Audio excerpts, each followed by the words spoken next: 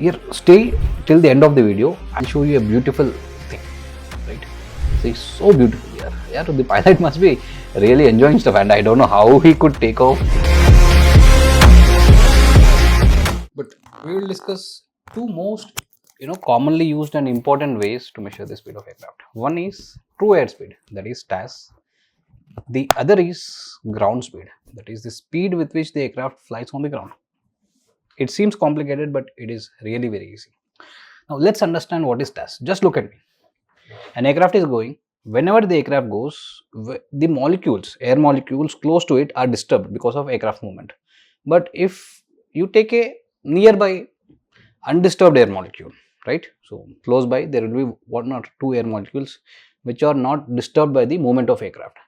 Now with respect to that undisturbed air molecule, the speed of the aircraft is called as true air speed. The true speed of the aircraft with respect to this undisturbed air molecule. True air speed. In this video, I'll be calling it as TAS, which is a shortcut for true air speed. Let me show you.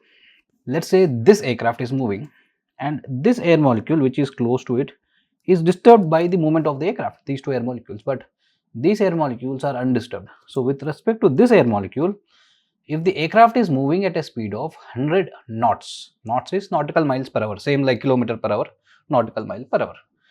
Now this air molecule, let's say today there are no winds. Winds are nil. That means all air molecules are just standing there. That means this air molecule is not moving with respect to ground also, right?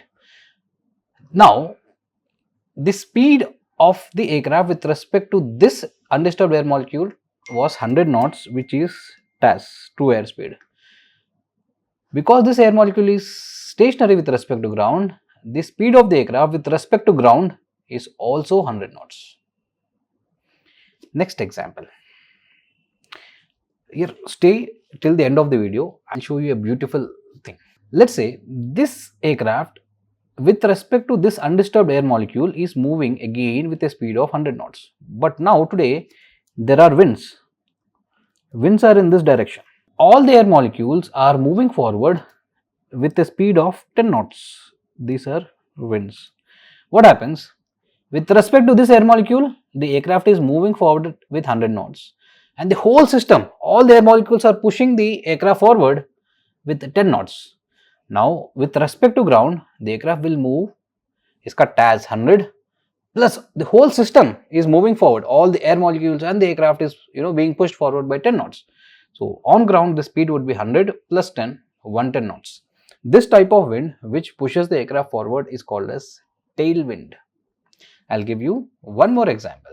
For example, the aircraft is trying to move in this direction, but all the air molecules are moving backwards in the opposite direction with a speed of 10 knots. This movement of air molecules opposite to the aircraft movement is called as headwind. In previous slide, in the same direction, if the wind blows as the aircraft, it is called as tailwind.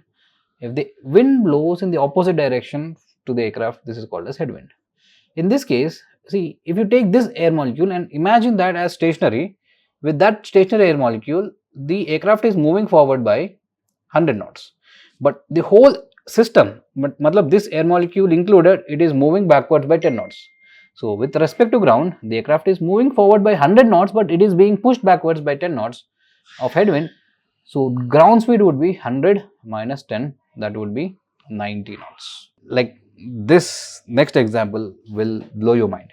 So what happens if the TAS of aircraft, that means with respect to this air molecule, is 100, but all the air molecules are moving opposite, in the opposite to the direction of aircraft movement with the same 100 knots. If you have a headwind of 100 knots and you are going to go forward with a TAS of 100 knots, what will be your ground speed? You're trying to go forward with 100 knots. The whole air is being blown back by 100 knots, so the aircraft will stay stationary there. It will not move. The ground speed will be 0. I'll show you a small clip, original actual video clip of this. You see this aircraft. If I play this video, see, with respect to ground, the upper winds are so strong that they are matching with the TAS of the aircraft. So Cessna, this is Cessna, I believe. Generally, it will cruise at 100 knots. That's why I took the example of 100 knots. And the winds are approximately like 100 knots. So the aircraft is trying to move forward, the whole wind is moving backwards. That's why with respect to the ground, that is this tree, the aircraft is not moving forwards. Let me show you. See, so beautiful here. Yeah, the pilot must be really enjoying stuff, and I don't know how he could take off in those kind of winds, and I hope he landed very safely. So that is how it looks. Ground speed is 0.